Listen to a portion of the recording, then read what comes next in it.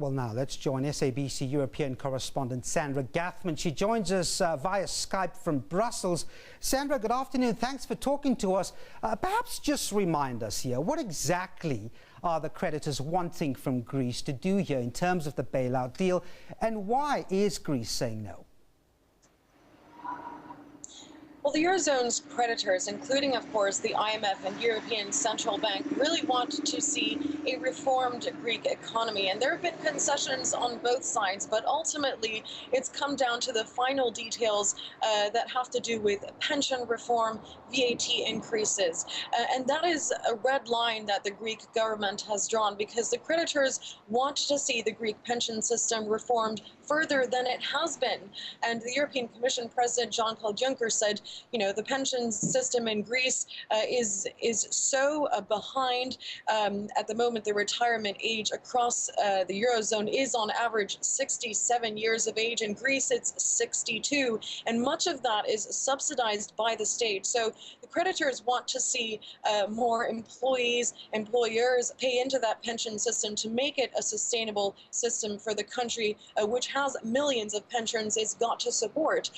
Until now, the Syriza party, which is in government at the moment in Greece, has been so anti-austerity that they've drawn a red line on pensions. But the creditors say, look, we cannot release any more funds until you budge in that area.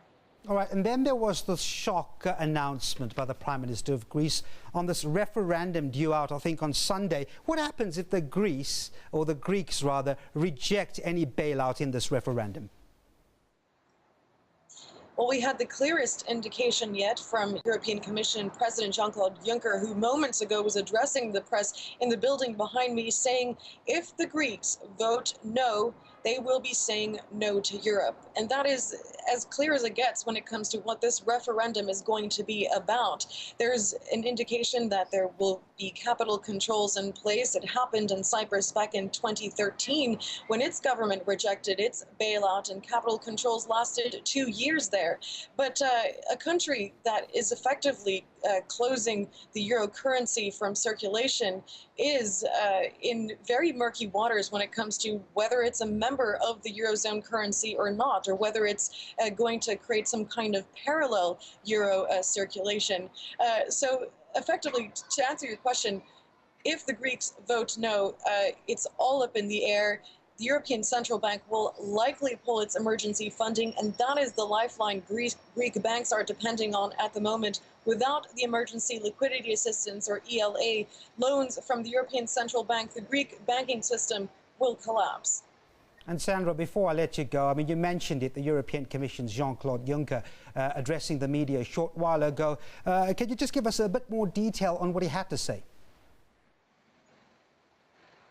Well, the bulk of it was expressing sadness over the process that has taken place, the negotiations that have broken down, the fact that trust has been eroded. He also sought to shed some of the criticism off, both accusing him and the president of the Eurogroup, Jeroen Dijsselbloem, of mishandling this process, and said simply that, you know, he was disappointed by the way the Greek government has handled the negotiations on their side as well. He said that Eurozone creditors have made concessions. They've made concessions both in terms of the process of the negotiations. They've changed the term troika, involving the IMF and European Central Bank, to the Brussels group. They were holding meetings in Athens instead of Brussels. And they've also given Greece some leeway in terms of not going too harshly on wage cuts and pension reforms as well, according to him. But of course, the standoff is only going to deepen if there is no room for negotiation. Jean-Claude Juncker says there might still be a door open, but he needs to make sure that Syriza in Athens is not urging its public to say no to this referendum. All right, we're going to leave it there. Sandra Gathmann there talking to us from Brussels.